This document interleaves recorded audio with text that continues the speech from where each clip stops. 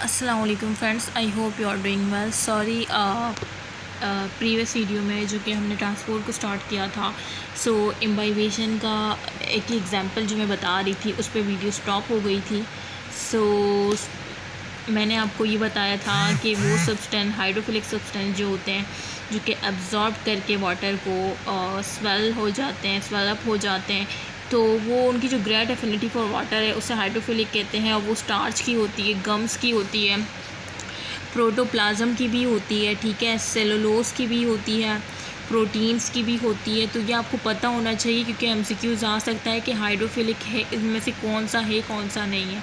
तो protein hydrophilic है, cellulose hydrophilic है, साइटोप्लाज्म, स्टार्च, गम्स, ठीक है, these all are hydrophilic substances. Seeds swell up हो जाता है व्हेन प्लेस इन वाटर। जब हम सीड को जो है वाटर में प्लेस करते हैं देन वो स्वेल अप हो जाता है, ठीक है। फिर कुछ दिन बाद उससे जो है जड़ें और फिर इस तरह से पौधा, इस तरह से जो प्रोसेस होता है, सो सीड भी हाइड्रोफिलिक है। अब आते हैं active transport, the movement of ions and molecules. अब इसमें मूवमेंट है आयन और मॉलिक्यूल की अक्रॉस द सेल मेम्ब्रेन, ठीक है, against the concentration gradient. Concentration gradient वो होता है जो कि हाई टू लो हो, और यहाँ पे against the concentration gradient mean ये लो टू हाई है क्योंकि ये अगेंस्ट जा रहा है कंसंट्रेशन ग्रेडियंट के, from low concentration to high concentration with the help of specific transport protein. यहाँ पे भी स्पेसिफिक ट्रांसपोर्ट प्रोटीन होती है, लेकिन ये जो है अगेंस्ट दी कंसंट्रेशन ग्रेडियंट होता है, low concentration to high concentration है, ठीक है।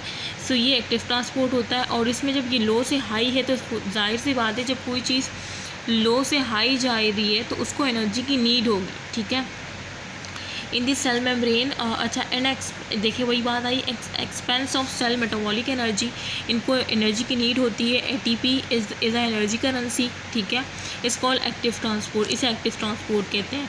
अच्छा, एग्जांपल देख ले, ये बहुत ही बेसिक डेफिनेशन है, सो मैं इस पर ज़्यादा टाइम कंज्यूम नहीं करना चाहूँगी। Cells lining the intestine can transport glucose. जो सेल लाइनिंग्स होती हैं ना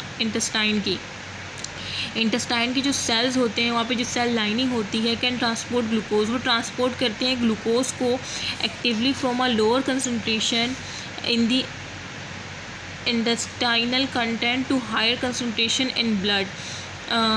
अच्छा, तो ये कह रहे हैं कि जब इंटेस्टाइन में जो है, हमारी स्मॉल इंटेस्टाइन में, वहाँ पे जो है डाइजेशन जो है वो कंप्लीट हो जाती है और एब्जॉर्प्शन जो है वो स्टार्ट हो जाती है ना। तो ये यही कह रहे हैं कि सेल लाइनिंग दी इंटेस्टाइन, जो इंटेस्टाइन के जो सेल्स होते हैं जो कि लाइन अप होते हैं वो ट्रांसपोर्ट करते हैं ग्लूकोज को, क्योंकि वहाँ पे जब एब्जॉर्प्शन हो जाती है तो वहाँ पे जो है ना ट्रांसपोर्टेशन स्टार्ट हो जाती है, तो वहाँ पे जो है ट्रांसपोर्ट होती है ग्लूकोज।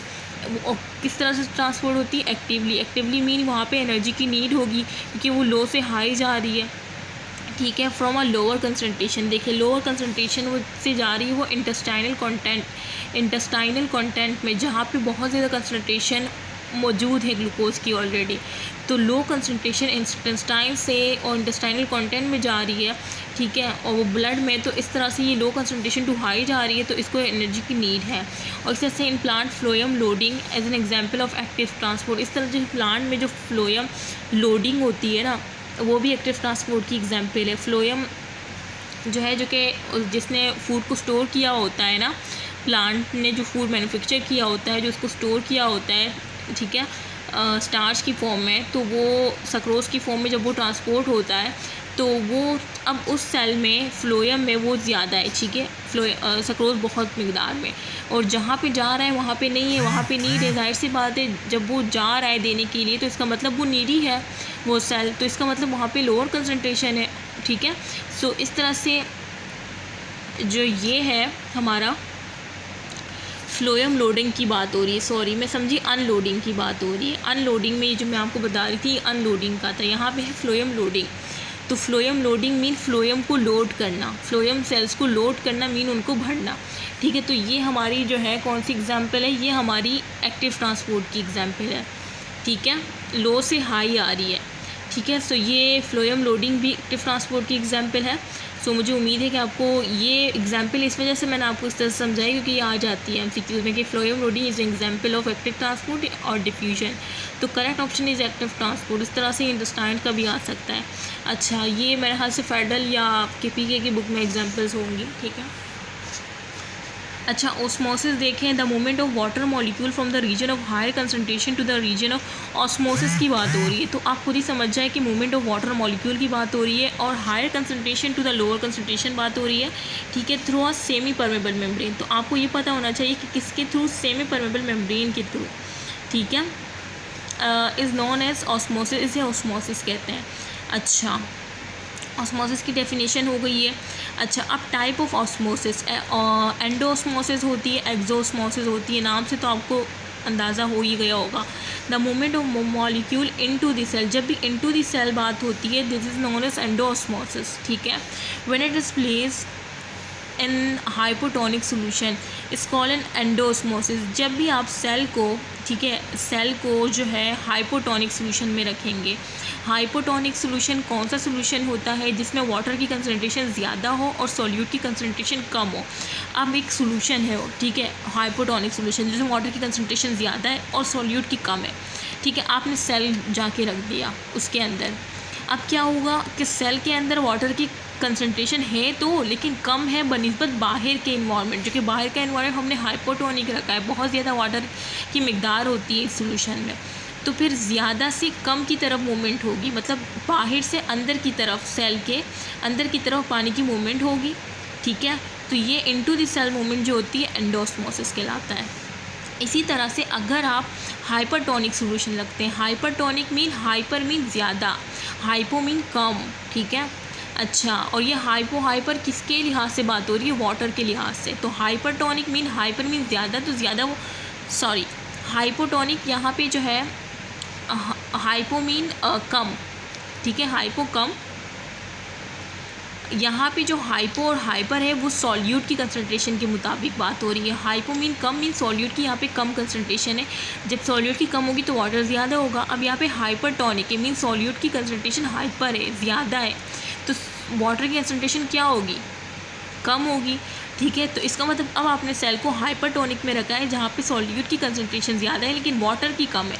अब वाटर के लिहाज से देखना है ना हमें, क्योंकि हम ऑस्मोसिस पढ़ रहे हैं, तो अब वाटर की कंसनट्रेशन हाइपरटोनिक में कम है। अब आपने सेल रख दिया उसके अंदर, अब क्या होगा? सेल के अंदर बनस्बत बाहर के इन्वायरमेंट के, मैं ज़रा दिखा भी देती हूँ क्योंकि मुझे लग रहा है कि आपको समझ आ रहा है, लेकिन फिर भी सेटिस्फेक्शन नहीं मिल रही। लेकिन मैं जिस तरह समझा रही हूँ मुझे उम्मीद है कि आपको समझ आ रहा है। ये एक हाइपरटोनिक सोल्यूशन है, आपने यहाँ पे सेल रख दिया, ठीक है। अब इस सेल की जो अंदर वाटर की जो वाटर की कंसनट्रेशन है वो इस सोल्यूशन के मुकाबले में क्या है? ज़्यादा है।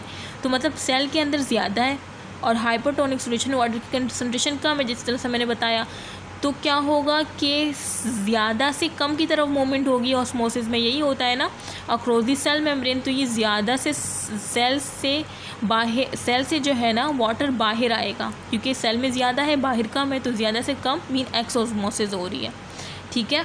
सो यहाँ पे एक्सोस्मोसिस इस तरह से होती है। तो ये टाइप्स ऑफ ऑस्मोसिस है, एंडोऑस्मोसिस, एक्सोस्मोसिस। ये एक्सपेरिमेंट भी मैं बता देती हूँ, उसके बाद इंपॉर्टेंस ऑफ ऑस्मोसिस पे भी चलेंगे। तो एक्सपेरिमेंट तो यही है, ये तो आप खुद भी पढ़ लेंगे कि take a U shape tubelet contain pure water in both side. U shape, ये जो है ये यू शेप है, ठीक है, मतलब थोड़ा सा ये वाली उंगली ऊपर जा रही है बट यू शेप है। अच्छा, ये यू शेप ट्यूब लिया आपने, दोनों में प्योर वाटर फिल कर दिया, ठीक है। So the level of water is equal, water का लेवल इक्वल था, ठीक है, जब प्योर वाटर आपने दोनों में डाला था। These two sides are separate from each other by semi permeable membrane, और ये दो साइड जो है सेमी परमेबल मेम्ब्रेन के ज़रिए जो है एक दूसरे सेपरेट है, ठीक है। If we add 20% sugar into the side B, for example ये हमारा साइड ए है, ये साइड बी है। साइड बी में आपने क्या किया? 20% शुगर डाल दी, ठीक है, 20% शुगर डाल दी into the side B. Then the movement of water take place from A to B. जब आपने 20% शुगर बी में डाल दी ना, तब क्या हुआ कि बी में जब आपने शुगर डाल दी, पहले शुगर नहीं थी, प्योर वाटर था, लेकिन जब आपने साइड बी में 20% शुगर डाल दी तो इसका मतलब साइड बी में वाटर की कंसनट्रेशन क्या हो गई? कम हो गई बनिस्बत ए के, क्योंकि ए में तो प्योर वाटर है और इसमें अब हमने सॉल्यूट डाल दिया है, तो इसकी कम हो गई, साइड बी की वाटर की कंसनट्रेशन ए के मुकाबले में कम हो गई।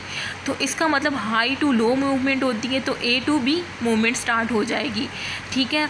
Then A side contain only pure water molecule, क्योंकि ए साइड सिर्फ प्योर वाटर मॉलिक्यूल था, wait side B contain water molecule along with sugar. So the movement of water from A side to B, ठीक है। So the movement of water from A side is faster as compare to side B. तो ये वही बात हो गई जिस तरह से मैंने आपको समझाया, मैंने बहुत बेहतरीन तरीके से समझाया है। मुझे उम्मीद है कि आपका कमेंट भी जो है अच्छा मिलेगा मुझे। अच्छा, इम्पोर्टेंस ऑफ ऑस्मोसिस देखें। अब इम्पोर्टेंस बताती हूँ ऑस्मोसिस की क्या इम्पोर्टेंस है, ठीक है। Plant absorb water from soil, plant जो है एब्जॉर्ब करता है वाटर सॉइल से, ये तो मैं आपको बता चुकी हूँ, by the through roots hair, roots hair के ज़रिए जो है प्लांट सॉइल से वाटर एब्जॉर्ब करता है। और कौन से प्रोसेस के ज़रिए एब्जॉर्ब करता है? ऑस्मोसिस के थ्रू एब्जॉर्ब करता है, ठीक है। ये बात पता होनी चाहिए। ऑस्मोसिस अभी आपने बहुत डिटेल में समझ लिया है। अच्छा, अब osmosis the movement of water from one living cell to another living cell take place by this process. तो आपको पता होना चाहिए कि ऑस्मोसिस में जो है ना, जो मूवमेंट ऑफ वाटर होती है वो एक लिविंग सेल से दूसरे लिविंग सेल में टेक प्लेस होती है, ठीक है। अच्छा, turgidity of plant tissue also done by this process.